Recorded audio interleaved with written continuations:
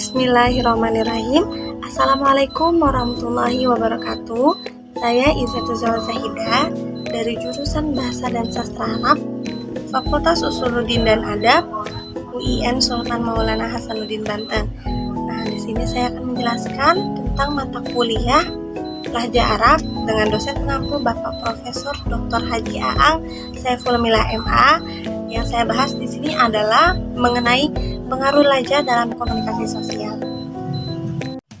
Nah, sebagai prolog, kita bahas dulu deh, apa itu pengertian bahasa dan apa peran penting bahasa dalam komunikasi sosial kita, baik secara individu maupun secara kelompok.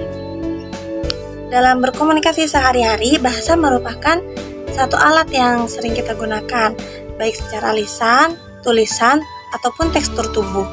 Karena begitu dekatnya dengan kita, seolah-olah bahasa telah menjadi jiwa proses suatu interaksi sosial antara sesama manusia. Nah, bahasa juga memiliki peran penting nih bagi manusia dalam upaya mewujudkan solidaritas sosial di antara sesamanya, mengungkapkan atau mengekspresikan sesuatu, serta mengadakan integritas dan adaptasi sosial atau situasi tertentu. Di samping itu, bahasa juga merupakan sekumpulan simbol yang memiliki makna sebagai penuang emosi, pikiran manusia dalam kehidupan sehari-hari, terutama dalam mencari hakikat kebenaran dalam hidup. Makanya itulah sebabnya kenapa bahasa memegang pengaruh yang sangat penting dalam kehidupan manusia, baik secara individu maupun secara berkelompok. Nah, selanjutnya kita beralih ke pengertian lahja. Apa itu lahja? Nah, lahja secara etimologi seperti yang ditulis Ibnu Manzur dalam kitab lisan Al-Arab itu bermakna gemar dengan sesuatu atau menyanyikan, mengucapkan, membiasakannya. Nah, sealur dengan makna ini, makna dalam kamus Al-Munjid itu disebutkan pula nih bahwa lahja itu berupa bahasa manusia yang menjadi karakter dan dibiasakan olehnya. Jadi misalnya kita nih lahja Arab, orang Quraisy dengan orang Mesir itu beda lahjanya, gitu deh, karena kebiasaan mereka yang sering mereka pakai, gitu. Makna etimologi ini bisa kita pahami nih bahwa dialek ini atau lahjah merupakan ragam bahasa yang lebih disenangi, lebih biasa dipraktekkan sama mereka, dan lebih mudah juga diujarkan sama individu-individu dari suatu komunitas tersebut. Nah, karenanya lahjah-lahjah dari kabilah-kabilah Arab itu berbeda-beda, memiliki ciri khas juga dari lahjah setiap kabilahnya itu. Nah, kita lanjut ke pengaruh lahjah dalam komunikasi sosial. Nah, lahjah Arab dalam komunikasi sosial ini di dunia Arab ya, di dunia Arab itu beragam-ragam banget. Kenapa? Karena mencerminkan kekayaan budaya dan keragaman bahasa Arab itu sendiri di wilayah-wilayah tersebut. Nah, adapun bagaimana nih cara lahjah dalam memengaruhi komunikasi sosial? Oke, yang pertama ada identitas regional. Identitas regional itu adalah jadi lahjah merupakan bagian penting nih dari identitas regional, karena orang yang berasal dari daerah tertentu sering menggunakan lahjah mereka. Dengan bangga, mereka itu menunjukkan cara mengidentifikasi asal-usul mereka. Ini juga bisa menjadi topik pembicaraan yang penting dalam percakapan sosial. Misalnya, ada mahasiswa Indonesia yang di Mesir. Nah, ketika mereka udah terbiasa dengan lahjah Mesir, tiba-tiba ada orang Sudan ketemu tuh, mereka akan, oh ini pasti dari Sudan gitu. Jadi secara tidak langsung mereka mengidentifikasi diri mereka sendiri bahwasanya mereka orang Sudan. Jadi itu masuk ke dalam identifikasi regional. Selanjutnya yang kedua adalah penerimaan sosial. Nah, penerimaan sosial ini apa? Orang-orang sering merasa lebih nyaman ketika mereka berbicara dalam lahjah mereka sendiri, ketika berkomunikasi dengan teman, keluarga, atau sesama penutur lahjah yang sama, karena ini merupakan menciptakan ikatan sosial yang kuat dan memberikan rasa kebersamaan. Jadi ketika kita ngobrol dengan orang yang satu lajah pasti akan diterimakan. Jadi itu pengaruh lajanya itu yang kedua, penerimaan sosial. Nah, yang ketiga itu kepentingan dalam pariwisata. Apa ini kepentingannya? Industri besar di beberapa negara Arab itu dan orang-orang yang bekerja di sektor pariwisata itu harus sering berkomunikasi dengan wisatawan lain dari banyak berbagai negara kan. Nah, karena itu bahasa Arab standar sering digunakan industri ini untuk memungkinkan komunikasi yang baik. Jadi kalau misalnya contohnya dari kalau ada orang Arab silaturahmi misalnya ke Mesir, orang Arab Yaman misalnya silaturahmi ke Mesir. Nah, pasti nanti orang Mesir gak mungkin dong mereka ngomong dengan lajah Mesir itu sendiri, karena pasti orang Yamannya gak ngerti dengan lajah mereka. Makanya mereka menggunakan lajah yang internasional, yaitu lajah Quraisy. Lajah Quraisy itu mendekati lajah Fusha, jadi mereka akan menggunakan lajah Fusha untuk menggunakan kepentingan dalam pariwisata tersebut. Selanjutnya ada yang keempat, ada media dan hiburan. Nah, media hiburan ini contohnya tuh kayak film, musik, syair-syair. Nah, kalau bahasa-bahasa Arab ini, media hiburan ini sering menggunakan bahasa Arab standar karena untuk mencapai audiensi yang luas. Jadi kalau mereka film atau musiknya cuma pakai lajah mereka sendiri terus disebar, kan yang lainnya nanti nggak bisa ngerti kan. Jadi kurang mencakup, kurang luas gitu cakupannya karena mereka memakai bahasa lajah sendiri. Jadi mereka harus memakai lajah standar. Ada lagi nih dari yang selanjutnya, yang kelima adalah pengaruh kosakata. Kosakata ini, lajah juga dapat sangat berpengaruh sekali dalam pengaruh kosakata dalam bahasa Arab ya, dalam konteksnya bahasa Arab. Nah, karena beberapa kata atau beberapa frasa mungkin berbeda dalam penggunaan atau artinya sendiri antara sebagai lajah atau antara huruf itu sendiri. Karena ini dapat memengaruhi pemahaman dalam berkomunikasi antar berlahjah. Selanjutnya yang keenam ada fungsi lajah itu ada sebagai pembelajaran bahasa. Nah, orang-orang yang belajar bahasa Arab itu sering nih dituntut untuk memahami variasi-variasi lahjah bahasa Arab itu sendiri. Jadi terutama nih jika mereka berencana untuk komunikasi di berbagai wilayah, misalnya ini memungkinkan mereka untuk lebih fleksibilitas dalam berkomunikasi dengan penutur lahjah berbeda. Jadi khususnya para pelajar bahasa Arab ini akan disuruh memahami ya minimalnya beberapa aja lahjah Arab itu sendiri, karena supaya ketika contoh mereka atau sengaja mereka ingin keluar negeri, mereka seenggaknya paham atau enggak seenggaknya mereka tahu ini lahjah dari mananya.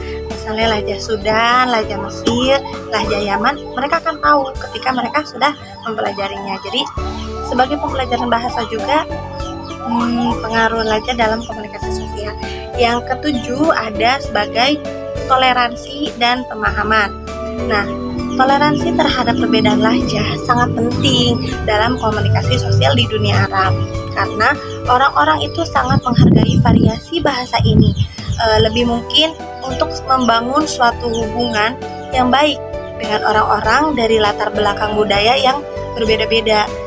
Jadi kalau misalnya kita orang Sudan itu dengar orang Mesir ngomong, gak bisa dong kita langsung marah-marah, kamu gak cocok bahasanya, kamu gak sesuai bahasanya sama bahasa kita. Enggak, kita pasti mengadakan toleransi dan kita berusaha memahami. Jadi toleransi dan pemahaman merupakan suatu pengaruh lahjah dalam komunikasi sosial. Nah, ketika kita berkomunikasi di dunia Arab, jadi itu ya 7 poin pentingnya. Selanjutnya ketika kita berkomunikasi di dunia Arab, kita harus ingat bahwa Arab standar itu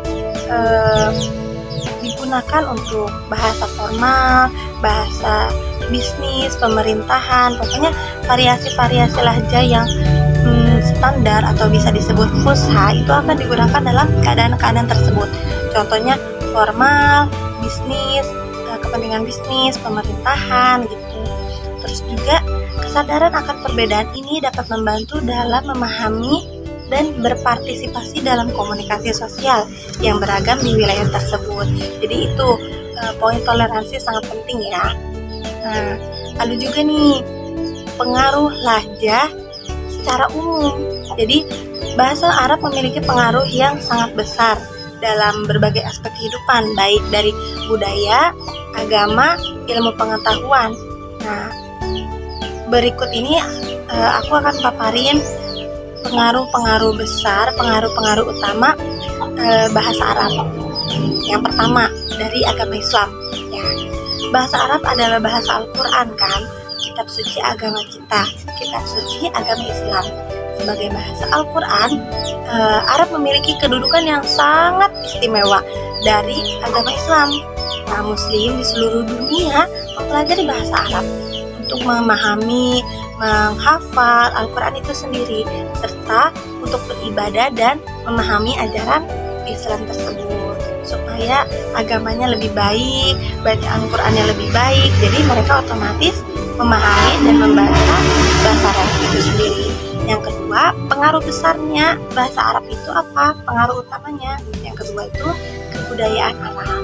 Nah, bahasa Arab adalah bahasa asal dari budaya Arab yang kaya, sastra Arab, puisi Arab, musik, seni, arsitektur.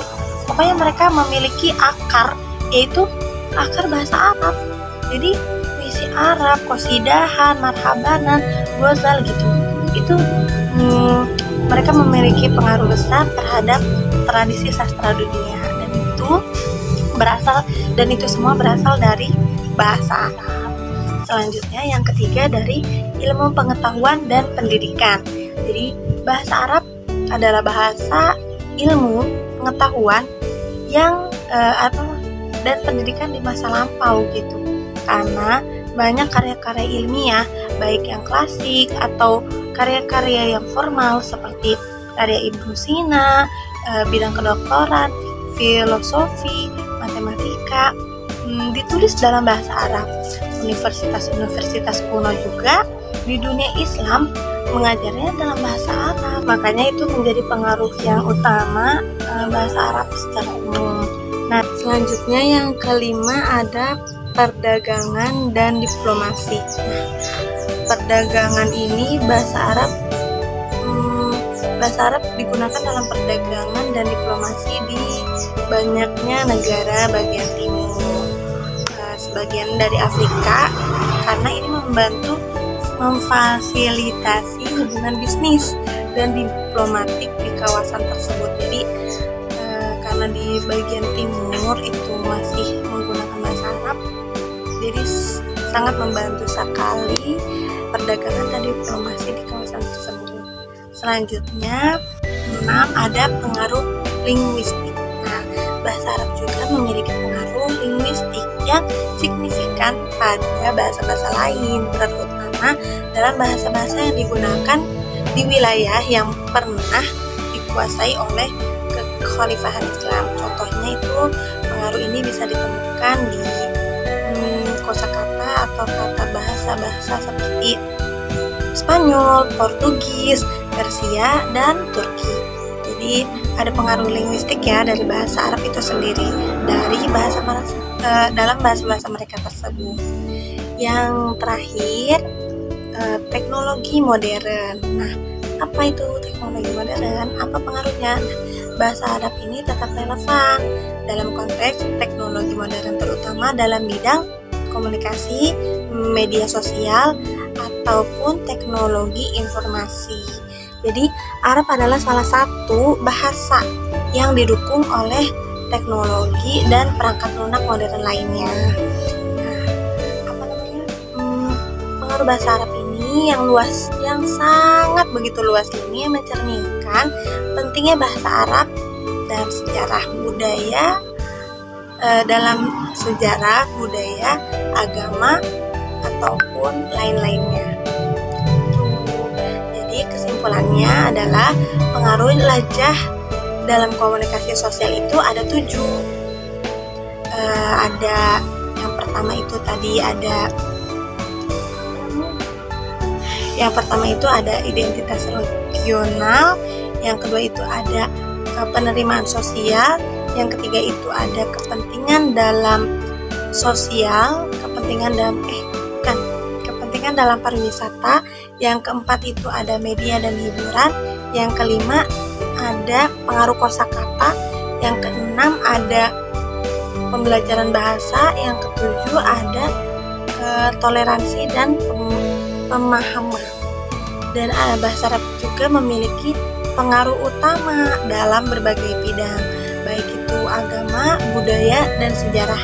Yang pertama, dalam agama Islam, yang kedua dalam kebudayaan Arab, yang ketiga dalam ilmu pengetahuan, yang keempat bahasa universal Muslim, yang kelima perdagangan diplomasi, yang keenam pengaruh linguistik, dan yang ketujuh sebagai teknologi modern. Baik, mungkin itu saja yang bisa saya sampaikan. Kurang dan lebihnya saya mohon maaf. Wabillahi taufiq wal hidayah. Wassalamualaikum warahmatullahi wabarakatuh.